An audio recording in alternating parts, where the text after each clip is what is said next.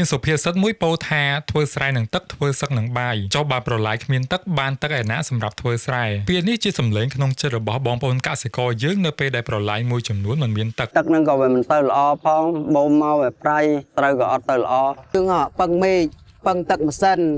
ងាកម៉ាស៊ីនខូច 3-4 ថ្ងៃមកធ្វើបានហើយមកបានយកមកដាក់វិញស្រូវនឹងដូចថាវាហួសពេលហួសវេលាដាក់ជាអត់តាន់ដាក់អីចឹងតើហេតុអ្វីបានជាប្រឡាយមួយចំនួនគ្មានទឹកហើយគេត្រូវធ្វើបែបណាដើម្បីឲ្យប្រឡាយមានទឹកវិញប្រឡាយអត់ទឹក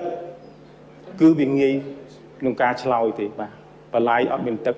គឺដោយសារប្រឡាយ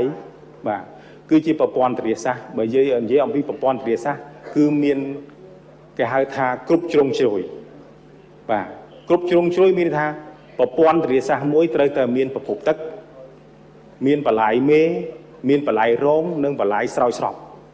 នៅក្នុងសមាជប្រសិទ្ធិរដ្ឋសភាអាយដាមរដ្ឋមន្ត្រីក្រសួងធនធានទឹកនិងអូតូនិយមថោជាថាបានមានប្រសាសន៍ថាបញ្ហាអត់មានទឹកគឺត្រូវដោះស្រាយបញ្ហាជាច្រើនប្រឡាយគឺជាប្រព័ន្ធធារាសាស្ត្រគ្រប់ជ្រុងជ្រោយមានន័យថាប្រព័ន្ធធារាសាស្ត្រគ្រប់ជ្រុងជ្រោយមួយត្រូវមានប្រភពទឹកប្រឡាយមេប្រឡាយរងនិងប្រឡាយស្រោចស្រពការអភិវឌ្ឍរបស់យើងនៅមិនទាន់គ្រប់ជ្រុងជ្រោយពេលខ្លះយើងមានអាងទឹកតែអត់ប្រឡាយពេលខ្លះមានប្រឡាយតែអត់អាងទឹកដើម្បីឲ្យប្រឡាយមានទឹកទាល់តែមានប្រភពគ្រប់គ្រងទឹកដូចនេះប្រឡាយដែលនៅឆ្ងាយមួយចំនួនមិនអាចបង្ហូរទឹកទៅដល់ដែលធ្វើឲ្យប្រឡាយទាំងនោះគ្មានទឹកប្រឡាយមិនមែនជាប្រភពទឹកនោះទេប្រឡាយគ្រាន់តែជាកន្លែងបង្ហូរទឹកហើយប្រព័ន្ធធារាសាស្ត្រមានជាង 2000 ប្រព័ន្ធដែលយើងកំពុងមាននេះមានតែ100ប្រព័ន្ធតែប៉ុណ្ណោះដែលគ្រប់ជ្រុងជ្រោយតាក់ទងទៅនឹងប្រព័ន្ធធារាសាស្ត្រសម្រាប់ស្រោចស្រពនេះកម្ពុជាក៏មានប្រវត្តិជូរចត់មិនតិចដែរដោយចន្លោះឆ្នាំ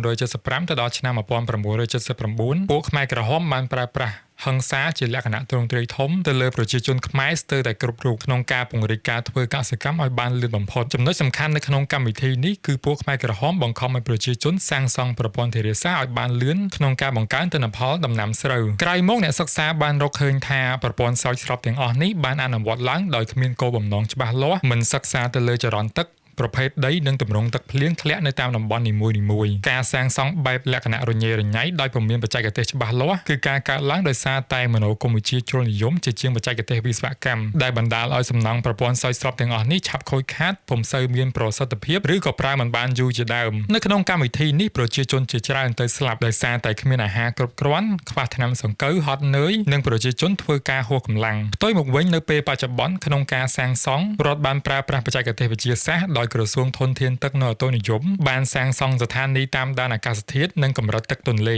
គ្រប់គ្រងនិងស្ដារទឹកទន្លេឡើងវិញដោយសារការបម្រែបម្រួលអាកាសធាតុនិងការសិក្សាទៅលើស្ថានភាពដីជាដើមដើម្បីស្ថាបនានិងស្ដារប្រព័ន្ធធារាសាស្ត្រឡើងវិញក្រសួងធនធានទឹកនិងអូតូនិយមក្រោមការដឹកនាំរបស់សម្ដេចតេជោដែលជាអតីតនាយករដ្ឋមន្ត្រីបានកសាងប្រឡាយជាង 2000 ប្រព័ន្ធដែលមានប្រវែងជាង 70000 គីឡូម៉ែត្រនិងអាងទឹកធំៗចំនួន 8រួមទាំងអាងទឹកតូចធំផ្សេងទៀតចំនួន 1600 អាងទឹកមានលទ្ធភាពស្រោចស្រពទៅលើផ្ទៃដីចំនួនជាង 2 លានហិកតានិងទប់ស្កាត់ទឹកជំនន់ផងដែរនៅក្នុងសមាជប្រសិទ្ធិនិងរដ្ឋសភាសម្ដេចបានមានប្រសាសន៍ថាក្នុងឆ្នាំ1987រដ្ឋាភិបាលបានដាក់គោលដៅអត្ថប្រយោជន៍ក្នុងការដោះស្រាយបញ្ហាទឹកដោយទឹកគឺជាវិស័យអត្ថប្រយោជន៍មួយក្នុងចំណោមវិស័យអត្ថប្រយោជន៍3ផ្សេងទៀតមានន័យថាដី1ហិកតាដដែលធ្លាប់ចិញ្ចឹមប្រជាជនតែ5នាក់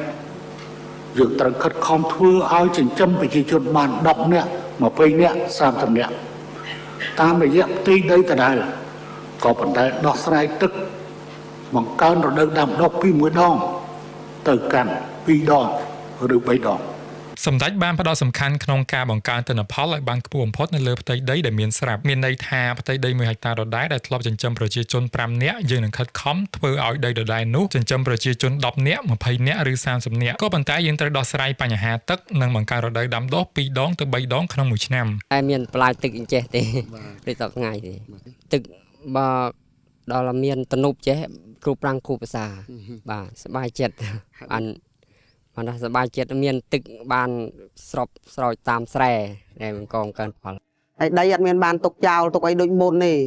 ពីមុនយើងធ្វើមួយឆ្នាំម្ដងដីទុកចោលដល់ឥឡូវមួយឆ្នាំបាន3ដងអញ្ចឹងដីអត់មានទុកចោលមានទនេដីទេគេត្រូវប្រើប្រាស់ទ្វារទឹកទំនប់ទឹកឬក៏ស្ថានីយ៍បូមទឹកជាដើមក្នុងការគ្រប់គ្រងលំហូរទឹកពីព្រោះទឹកជាធម្មតាហូរពីដីដែលមានកម្ពស់ខ្ពស់ទៅកាន់ដីដែលមានកម្ពស់ទាបគេត្រូវគ្រប់គ្រងប្រព័ន្ធធារាសាស្ត្រទាំងអស់នេះដើម្បីបម្រើទៅដល់ការស្រោចស្រពដីចម្ការរបស់កសិករនិងជម្លៀសទឹកចេញនៅពេលដែលទឹកឡើងខ្ពស់ក្នុងរដូវវស្សានិងស្តុកទឹកទាំងអស់នេះទៅក្នុងអាងស្តុកទឹកដើម្បីប្រើប្រាស់នៅក្នុងរដូវប្រាំងសម្រាប់ការស្រោចស្រពទៅលើដីកសិកម្មទន្លេ មេគង្គដែលហូរកាត់6ប្រទេសជាសរសៃឈាមរបស់កម្ពុជាក្នុងការផ្គត់ផ្គង់ទឹកដល់ប្រព័ន្ធស្រោចស្រពសម្រាប់ការធ្វើកសិកម្មដើម្បីអាចធានាថាទន្លេមេគង្គជាប្រភពទឹកមួយយ៉ាងសំខាន់ក្រសួងធនធានទឹកនៅអូតូនិយមបានធ្វើការជាមួយនឹងគណៈកម្មាធិការទន្លេមេគង្គដែលមានថៃឡាវនិងវៀតណាមជាសមាជិកក្នុងការការពារគ្រោះរាំងស្ងួតនិងទឹកជំនន់ដូចនេះរដ្ឋបានកសាងប្រព័ន្ធធារាសាស្ត្រសំខាន់ៗដើម្បីចាប់យកទឹកដ៏ធំនេះពីទន្លេមេគង្គដើម្បីបម្រើដល់វិស័យកសិកម្មកម្ពុជាឧទាហរណ៍ដូចជាប្រព័ន្ធធារាសាស្ត្រទន្លេវាយកូមានប្រភពទឹកមកពីទន្លេមេគង្គស្ថិតនៅក្នុងខេត្តកំពង់ចាម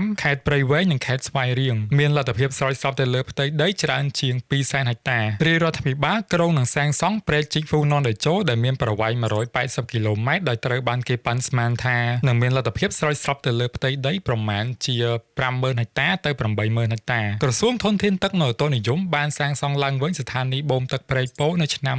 2014 ដែលស្ថិតនៅក្នុងខេត្តកំពង់ចាមខេត្តកណ្ដាលនិងផ្នែកខ្លះនៃខេត្តព្រៃវែងដែលមានលទ្ធភាពស្រោចស្រពទៅលើផ្ទៃដីជាង 8,000 ហិកតាបឹងទន្លេសាបជាបឹងទឹកសាបដែលធំជាងគេនៅអាស៊ីអាគ្នេយ៍ក៏ជាប្រភពទឹកមួយយ៉ាងសំខាន់ផងដែរដោយទទួលបានទឹកពីទន្លេមេគង្គផងនិងស្ទឹងទាំង11ផងដែលព័ទ្ធជុំវិញបឹងទន្លេសាបដែលត្រូវបានគេហៅថាចង្វាក់បេះដូងរបស់កម្ពុជាពីព្រោះនៅរដូវវស្សាបឹងនេះបានរីកមាឌធំជាង5ដងនិងបានស្រកទៅវិញនៅខែប្រាំងប្រៀបបានដូចជាចង្វាក់បេះដូងរបស់មនុស្សកំពុងលោតស្ទឹងទាំង11ដែលជាប្រភពទឹកសម្រាប់បឹងទន្លេសាបដោយនៅតាមស្ទឹងក្រសួងធនធានទឹកនៅអូតូនិយមបានសាងសង់ទំនប់ស្ទាក់ទឹកដែលមានដូចជាទំនប់ស្ទាក់ទឹកកំពង់កោដែលកំពុងសាងសង់មានចម្ងាយប្រមាណជា15 គីឡូម៉ែត្រពីទីរួមខេត្តកំពង់ធំនិងជួយស្រោចស្រពទៅលើផ្ទៃដីប្រមាណជា 300,000 ហិកតាទំនប់ស្ទាក់ទឹកដងកំបិតដែលកំពុងសាងសង់ស្ថិតនៅក្នុងខេត្តកំពង់ធំនិងក្រុងបញ្ចប់នៅខែតុលាឆ្នាំ